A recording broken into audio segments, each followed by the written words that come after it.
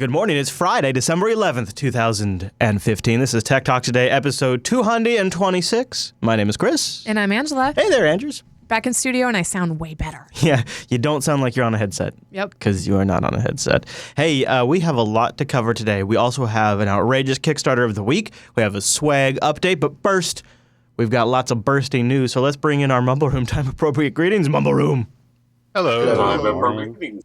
Time-appropriate greetings. So we talked about this a lot on yesterday's Tech Snap, but I had to make a mention of it right off the top because this is the big story of the week this week, and that is Wired and Gizmodo both claim to have possibly found the creator of Bitcoin. Have you heard about this? The creator. I didn't realize that was a secret. So, yeah. And after he was supposedly found, his house was immediately raided, which was kind of interesting. Reportedly the home of the creator of the virtual currency, Bitcoin. Australian Federal Police raided the Sydney home of a man called Craig Stephen Wright.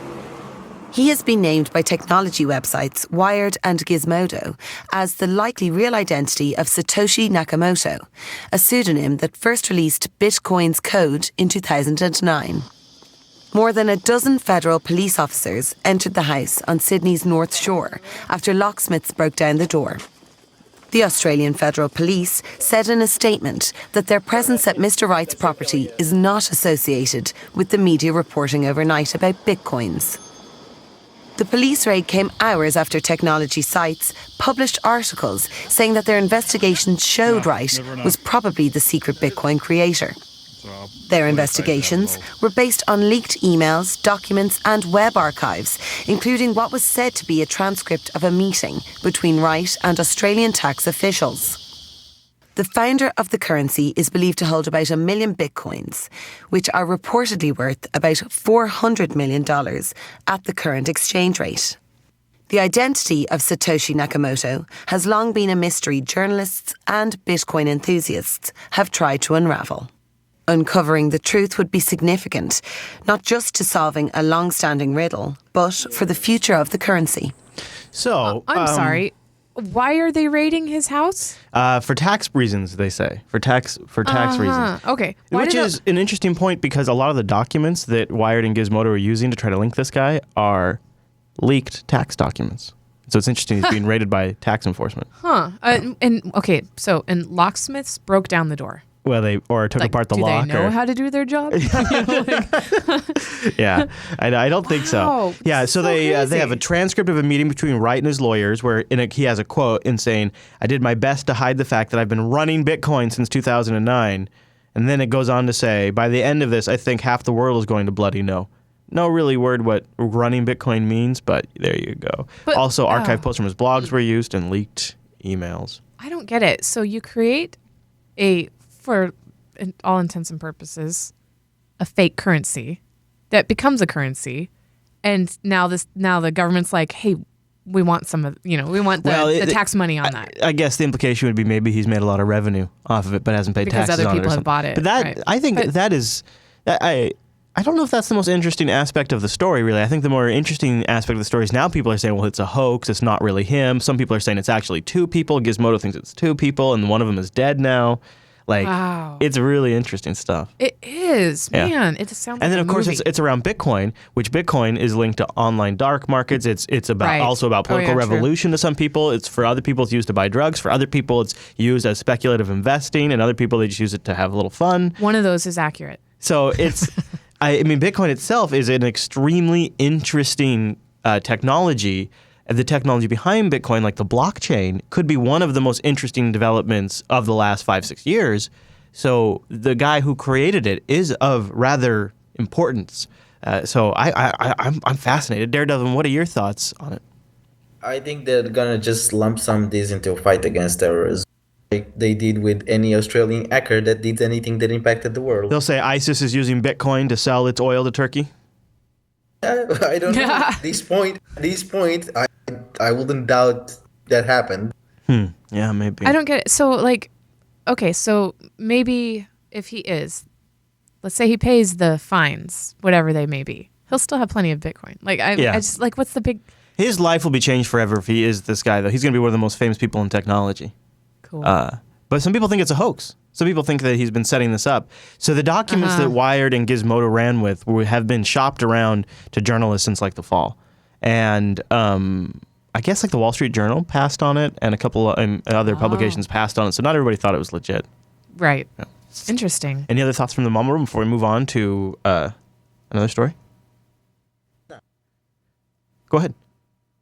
No, I just think that when this guy, whatever the reason is, comes up and if he pays taxes because of Bitcoin, he will end up and the Australian government will end up legitimizing Bitcoin. Yeah. At a whole new level. That's interesting. Yeah, having the creator identified could help legitimize the currency. Yeah. I was thinking the same thing, Chris. That if he turns out to be a decent guy, or if somebody's seeking to vilify him to kind of discredit the technology. No, even like just that the government accepts tax that is based on that currency is making the currency more real Legit. than ever. Mm-hmm. Exactly. So you brought up the topic of terrorism. Let's discuss a little bit of some homegrown terrorists. This is going to be kind of a U.S. heavy couple of stories just because it's about terrorists right here in the United States, but I'm talking, of course, about Verizon. So Verizon is to start testing toll-free data. What is that? So it's thanks to T-Mobile and the shit they've been pulling to destroy net neutrality with your super classy binge-on plans, where they take Netflix and they packet inspect your Netflix traffic, and then they re-encode the video to lower quality and shove it over their cheaper network, and then they sell it to you as a plus. Now Verizon's going to start doing it. But they're calling it toll-free data because they want you to associate it with a 1-800 number. They want you to think of it as like Google is going to pay for your data like they would pay for your phone call if you wanted to call their support line. And of course, what it means is companies like Hulu and Netflix and Google and Apple will pay for these, and they'll pay for these tolls, and companies like Jupiter Broadcasting and Twit and the Nerdist and everybody else will get screwed and won't be able to pay for these things. So it's good times. They say, Verizon goes on to say, the capabilities we've built allow us to break down any byte that is carried across our network and have all or a portion of that sponsored. That's according to Verizon's executive VP. Yeah. Verizon is working with just a few partners in the testing phase, but said next year this feature will be available to all customers at an affordable rate. That's funny. Will be out in a larger commercial way in the first quarter of 2016, Walden said. And of course, the other terrorists over at AT&T have been working on a similar product now for a couple of years, although they haven't been able to manage to get it off the ground, so it kind of stings that T-Mobile lapped them. They have it in limited testing right now. They call it, AT&T calls it the Data Perks Program. Oh my gosh. Data Perks Program, where customers... We're just going to take what you already use and we're going to repackage it and sell it to you. This one's a little different though, Ange. If you sign up for some of their sponsored trial offers, like a magazine subscription or something like that, they'll give you a data perk of an extra gigabyte. You earn a gigabyte when you do that. So that's a data perk. By the way, AT&T says, don't worry, guys, don't worry. This is not a net neutrality issue. No. This is just a billing issue. So don't think of it as a net neutrality. It's not a net neutrality. Think of this as a billing issue. You know what's funny? That AT&T and billing issue always go together. Yeah, isn't that funny? So does Verizon and billing issues. Jeez, no kidding. Speaking of how AT&T is a bunch of assholes, here's a story about AT&T reporting and championing about this massive fiber network that they're building out to really show everybody how hard they're investing in their infrastructure despite that mean old net neutrality. Turns out the fiber network that they've been going around and patting themselves on the back about barely even exists. TechDirt points out that AT&T's big fiber deployment project really doesn't add up to much. They posted a press release last week saying how they've launched the fiber internet in Los Angeles and West Palm Beach, and how they also plan to bring it to 38 other metro areas. However, TechDirt notes a few parts that were left out. Nowhere does the company state when these connections will actually be delivered. Similarly, nowhere does the company make it clear that it's targeting mostly high-end housing developments where fiber's already been installed. Making the cost negligible to them, i.e. not the big investment they're claiming it to be. And while AT&T claims these improvements will reach 14 million residential and commercial locations, AT&T gives no timeline for its accomplishment. That means, just like it always has, it can cherry-pick a few 100,000 condos, or maybe a university here and there, maybe a housing deployment per year, and basically wrap this not-so-very-fast deployment up by 2040 or so. Jeez. Man, I hate companies. I hate the telcos. The telcos are just the worst. Just the worst. They really are. All right, Daredevil. So you think the data perks and the sponsored data are just fine? Tell me about that. Yeah, I think it's just fine because net neutrality is supposed to be they can't go and slow down one over the other. But if you, as a citizen, allow yourself to have Amazon pay for shipment for you, I think it's only fair to allow that Microsoft pays for the bandwidth that you have for downloads of your updates. If for Netflix, which you already pay as a service, pay for the bandwidth for you to get access to that content. It seems only fair. In terms of company law strategy type thing, you have to be coherent. So if you want, I kind of disagree. I don't think, and I just don't agree that that the two are it's apple and oranges. So Amazon paying for shipment is a representation of a deal they've struck with UPS or FedEx, where FedEx and UPS are managing trucks and employees and fleets of vehicles and roads, and they're going out there and they're mapping destinations and they're figuring out the administration and overhead of what it's like to do a massive delivery network like this, where companies like AT&T and Verizon are essentially taking somebody else's content that was delivered to them over a public infrastructure and then sending it through their infrastructure that they are charging people for very, very high rates that they are not investing in anymore, and then they're sending out to another public internet, to another public section of the internet. So they are just middleman, whereas Amazon is overseeing a relationship from beginning to end, and it's one that is represented in the physical world with fuel costs and employee costs and infrastructure costs, where AT&T is in the digital world where bits are unlimited and bandwidth is not a limited commodity like fuel is, and so there is not the same structure there. And they're not the originator or creator of the good or item or transaction to begin with. So it's not really appropriate for them to be saying who should be paying for what, because they should just be the delivery network. They are not the originator of the content. But I think that's a law that needs to happen outside net neutrality rules. Net neutrality is only there to guarantee that nobody can be undercut. If you're paying for access, you should have equal access to everybody else. If they mean that because we are managing the network, everybody's going to have crap access, well, perhaps you're going to change business, right? Yeah, and I mean, they are doing that. That is, but they are technically doing that. The issue is, really, it comes down to, at the end of the day, people are going to choose what's free over what's not. So if a new music service, like say Pandora was a brand new concept and wanted to launch today, how do they stack up against Google Music and Spotify, which are completely free for the end user to listen to on their device? How could Pandora ever compete against that? Pandora in that sense, I think even the most blurred line is because telcos now own content producers, like a news channel or something like that. Yeah. That becomes the biggest problem. But outside of that, when I look at net neutrality, I only see as I have to give the same rights to every customer, regardless of which customer it is. And as long as they comply with that, I'm okay. Now, if we have a problem with other things, I think we should be discussing it and maybe passing new legislation for that. This seems like it takes one of the fundamental advantages of the internet, and where that everybody is on the same playing field. It's the same cost to connect to a website in London as it is to connect to a website in San Francisco for me. And it seems like we're beginning to change that dynamic. We're beginning to change the paradigm, and we're essentially taking away that level playing field advantage, and now we're tipping the scales to those who have deeper pockets because they can sponsor your data. Verizon is a huge, huge network, and more people are accessing the internet on mobile. You look at this year's Black Friday, 40% of the sales were on mobile now. 40% of the on mobile wireless. So that is a huge, huge number that's only going to continue to grow. And so now what we're doing is we're tipping the scales in this very important environment, saying the incumbents are essentially now guaranteeing that they remain the incumbents because they're the only people that are going to be able to afford Verizon Wireless to sponsor people's data. Only they will be able to do that. So up-and-comers like Pandora or that new open source project that wants to replace something like Facebook that has a video streaming capability, or that new music streaming service, or that podcasting network will never have an advantage. I mean, it is essentially the advantage that Jupiter Broadcasting has now is, well, we won't be slower, but you will have to pay for us.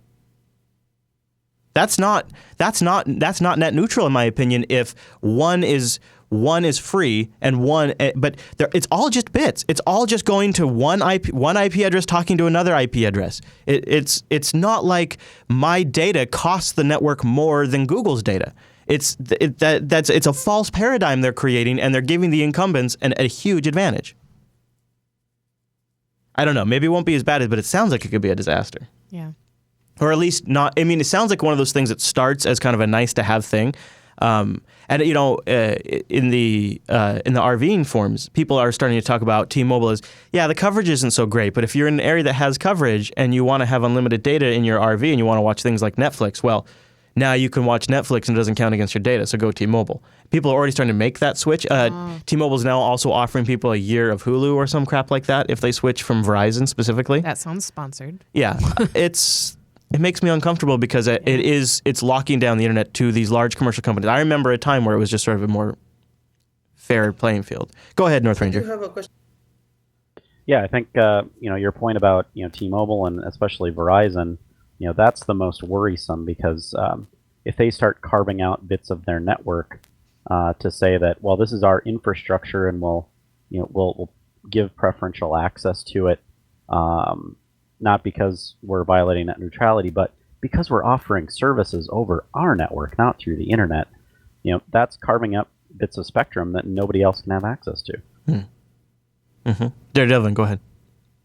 But isn't then at that point the same as the post-mail? So let's say I can have, because I have this deal with Netflix, I can have a mirror of their content and just distribute it in my network.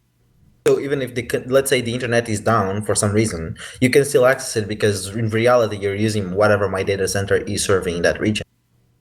Wouldn't that strike as the same type of deal for you? Because only Netflix can afford to put these huge storage servers in people's data centers all over the world? Yeah. Yeah, I mean, to a degree. I thought that feels like if you are investing in infrastructure around the internet to deliver your content, that doesn't feel like it's quite gaming like the way this is, but I can see an element. I can see that argument. Let's shift gears because that is kind of a U.S. specific story for the moment, and let's talk about something that's going on in Tokyo. How about this? You got a drone problem? Tokyo's got a solution. They're gonna deploy. I'm not S-ing you. They really are calling it this. Their drone squad. Oh my goodness. They're calling it the drone squad, and it's a giant drone with a giant net, a 10-foot long net. It's got cameras. Tokyo's got a big drone problem going on. Really? Yeah, I guess they're having a big problem with just private drones flying around, smashing into stuff. And so they're going to warn the operator. And if the operator doesn't comply, police will scramble large drones with 10-foot long nets to catch the drone. Wait, so how do they warn the owner of the... I don't know exactly how, because it seems like that would be like... it'd have to be like they have to walk up to the guy and be like, "Hey, knock it off!" Like, right, I know, right? Yeah, or maybe the big drone has a big megaphone on it. Yeah, right. Yeah, like it just shoots. Citizen, you must land your drone now.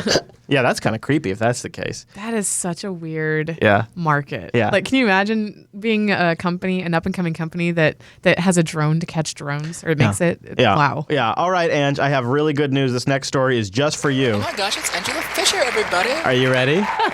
Are you ready? Okay. Yes. Microsoft has announced that it's releasing Windows Live Writer as open source. Oh. Yeah, I know this used to be your favorite blogging tool way back in the day. Yeah. For Watch the Fishers? Yeah, so Microsoft has released Windows Live Writer, a popular blog authoring tool, as open source on GitHub under the MIT license. The original Live Writer, I bet you didn't know this, was developed by a company called OnFolio. And OnFolio was bought by Microsoft in 2006. And then they integrated it into the whole, you had to get the whole, live suite of software, and Writer was one of them. Right. They put it on the back burner years ago. Haven't been doing updates for a while. But they're making Open Live Writer. They hope it will be cross-platform, but they say it's not going to be trivial because it's integrated with Internet Explorer inside of it. Yeah. But migrating away from using that then. Well, migrating away from IE would be worth it, not only for cross-platform reasons, but just to have better HTML standards. And now that Microsoft is focused on Edge, maybe it'll happen. You have to do if you're going to make it cross-platform. So I don't know. I just thought you might like to hear that. Yeah, maybe that is cool. Maybe you can check back soon and you'll discover your favorite blogging tool. And it actually was pretty good. Yeah. Yeah, it actually was a decent blogging tool. So it's kind of nice to see Microsoft taking a tool that they've abandoned and making it open source. That's kind of a big story, too. Yeah, no kidding. All right, so why don't we transition into a Kickstarter news story as we get ready for our special Kickstarter of the week. Okay. Kickstarter is hiring a journalist to investigate one of the biggest crowdfunding failures.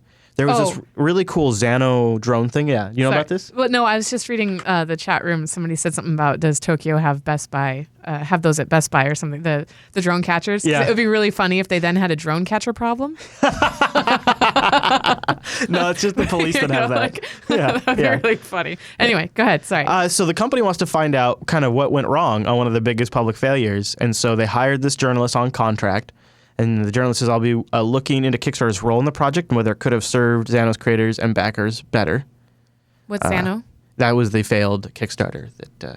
It was a big drone project that got like millions of dollars in funding and then just never went anywhere. People basically lost their money.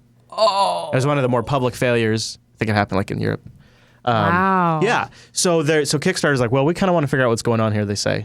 So they're hiring a journalist. Investigating it. Yeah. Wow. Before we get into our Kickstarter of the week, why don't we talk about how people can get some free swag? Yes. So oh my gosh. we got the swag for the holidays thing that's going on right now. And if you're a Tech Talk Today patron or an Unfiltered patron, and you have a successful payment in the month of November or December.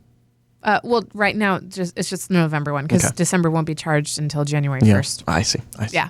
But this is the JB tree if you're watching. And if you find the link for swag in the show notes for episodes throughout the week, then you get entered to draw for free swag. And you've been sending some out.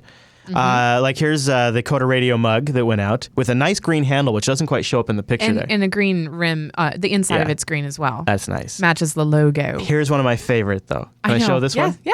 The Unfiltered swag went out. Congratulations to Lucas. He got the Unfiltered Red Book. Look at that. And it's amazing. It has the front cover and the back cover have our stuff on it, and then the inside covers as well, the inside, front, and back. And it'll be really cool. I'm just going to make the one to Lucas, I'm going to have it be lined. The one, I didn't realize that was an option. Oh, cool. And you made ornaments for each show, and there's the backs of them there. And, of course, we've got a picture down here with the fronts of them, too. Yeah, I thought people might be interested to see that I didn't just put the same thing on the back. It was something that had to do with the show. And we had the TechSnap mouse pad go out. Which looks great. Did you see the Linux Action Show? It's a glass coaster. Yeah. Get it? Glass coaster. You know, great for your beer or your other show. beverages. Yeah. It's actually nice. It's a thick piece of glass with the logo in there. Yeah, and I really tried to choose things that would go perfect for the type of people that would listen to the shows, you know? Like with TechSnap, it's the mouse pad. You know, they're network administration. It can't really do a keyboard, so that works. Right, yeah.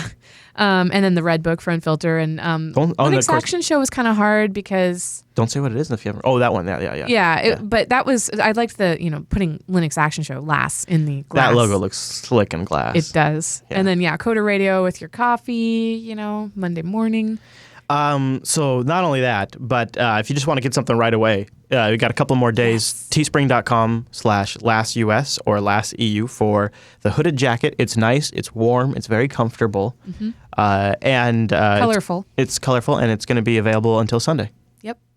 Is it until Sunday? I think so. The 15th. I don't know. I think it has 2 days left. Yeah. The 13th, maybe. It should ship both the US and the EU. It should print and ship and get to you in time for the holidays. Granted, you order from the correct one, the closest one to you. Yeah. But having a distribution center in the EU is, I think, going to be pretty amazing. I would like to hear your feedback about how it was different from when you've bought from the US. I think the shipping is way cheaper and more color options too. And also the price is in British pounds, I think. They're funny money, really? Yeah. I had 3 different options. It was kind of cool. But teespring.com/LastEU or LastUS. Yep. A couple more days. Oh, and we should, with the swag for the holidays, this Tech Talk today will have the swag link. Oh, yeah. That's probably a good thing to mention, huh? Yeah. So if you are listening right now and it's within 24 hours of the show being released, go to the show notes and click on that swag link. And also, of course, if you had a successful November payment for Patreon. Yeah, so there'll be a link in today's episode. Yep. Well, nice. Yep. There you go. And then last week, I think is the last week that we'll have swag links, but every show will be hit. So, every show will have a swag. And then we'll do it again in January for the December. I love the swag for this show. Patrons. It's really great. Yeah, I know. Yeah. I know. I'm excited. All right, so this is your clear warning right here. We are going to transition to the Kickstarter of the week next, and it may not be safe for work. Yeah, it's or children. Pen is mightier. let's not hold on. So I'm giving people a moment. Thank you for joining us. We'll be live next Friday if you're going to leave. Yeah. TechTalkToday.reddit.com. And tune in for the Linux Action Show coming up later today on the live stream. Anything else we need to say before we go to the Kickstarter? No, I think we covered everything. Okay. All right. Yeah. Okay. All right. I'm officially opening it up. Here we go. I chose the Kickstarter. All right. So before I reveal what our Kickstarter of the week is, do you want to explain how the hell you came across this? Because I'm wondering, like, Okay. if you just went to Kickstarter and what I went to happened? Kickstarter and I'm like, I wanted to get something kind of raunchy, right? Because so those who don't But- know, the last couple of Kickstarters I've brought have been totally poo-pooed by Angela and the Mumble Room. So I challenged her to bring one Yeah. to the show. So on the way here, tisk. I went to.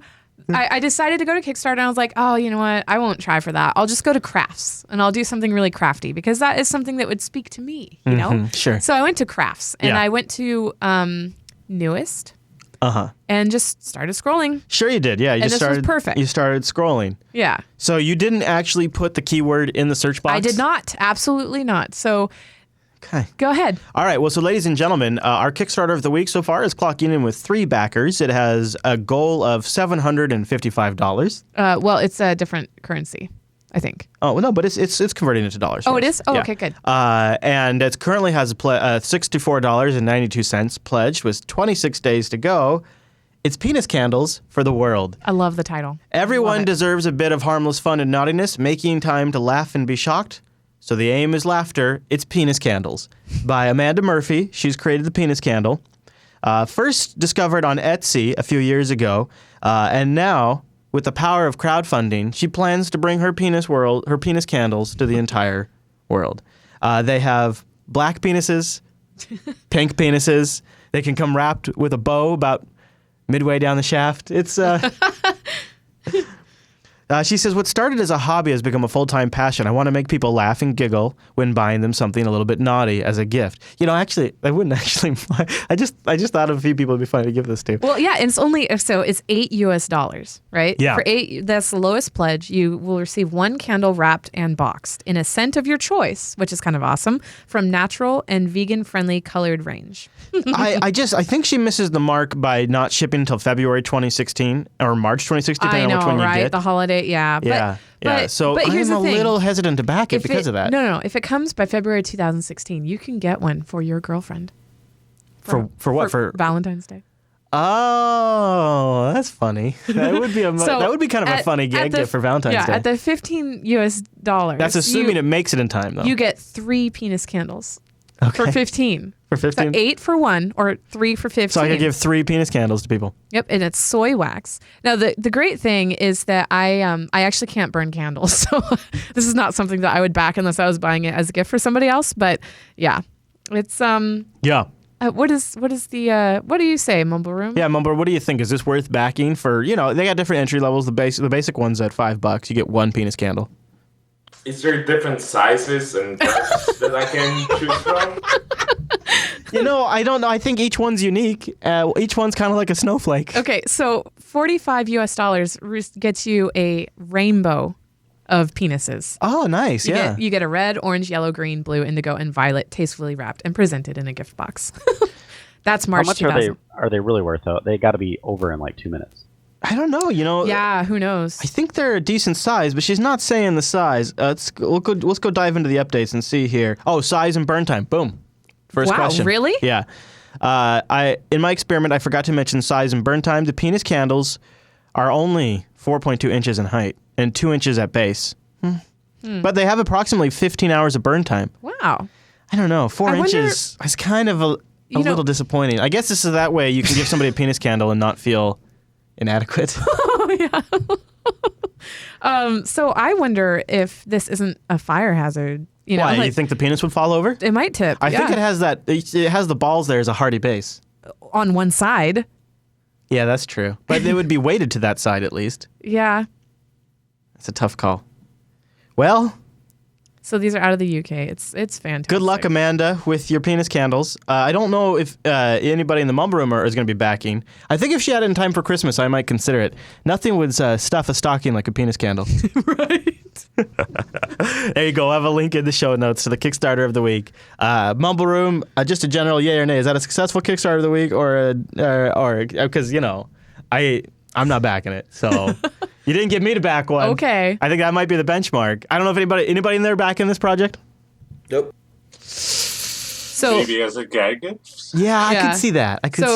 Somebody in the chat room asked, why does it need to be kickstarted exactly? She could have just sold them on Etsy. Well, that's how she started it, but her demand increased and she needs to get a bigger workspace and more product in. Yeah, she probably can another level of discount. Maybe invest in more production. Right. And she wants to make a lot of penises at scale. All right, that'll bring us to the end. See, it's Friday. It is Friday. It is a Friday edition of the Tech Talk. That's what we do. So there you go, everybody. There's your Friday edition. We're gonna get out of here with a audio only. Yeah, it's music. It's not. It's I guess that's actually backwards. It's pretty much a visual only thing with music. Unfortunately, I always try to get something the audio listeners can enjoy for an end of show clip.